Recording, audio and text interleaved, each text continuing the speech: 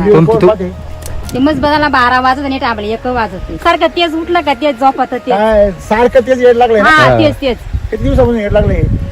जसं बाग लावला तेव्हापासून चांगले नाही येड. मग चांगलं ज्या वेळेस टोमॅटो केले, टोमॅटोचा अनुभव असा होता की ऑलमोस्ट टोमॅटो काय झाले, म्हणजे खराब झाले होते, बॉईल झाले सगळ्यांची. जे दरवर्षी होता आणि जे तोडणारे होते ना 20 रुपये जाळीने तोडा दिलते ना, ते पण तुमचे तांबच कसे जडले होते. लोकांना काय वाटतं व्हरायटी मध्ये असायची ना. आणि विशेष म्हणजे महिनाभर पाऊस चालू होता, साऱ्या अशा पडल्या होत्या. बरं, गाळा ते माखेल तांबते ना, पुसले का क्लिअर निघायचे. तुम्हाला जरा वेगळं वाटलं. हा, मग तुम्ही पुढे काय निर्णय घेतला? पुढं मग थोडं वाढीत चालू. मी लावतानीच झाडं लावतानीच म्हणलं याच्यावरच लावायचे, नाही तर परत आता रासायनिक खत टाकायचं. मग तुम्ही बेसल डोस टाकले, किती टाकले आता याला आतापर्यंत? आता सेटिंगला टाकलं ना.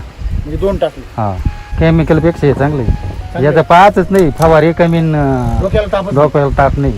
आणि मुळी महत्वाची क्लिअर राहते. क्लिअर राहते. केमिकल वापरायचो ना तर हे झाड आहे ना कोमत जायचे या अवस्थेमध्ये, पिवळे व्हायचे.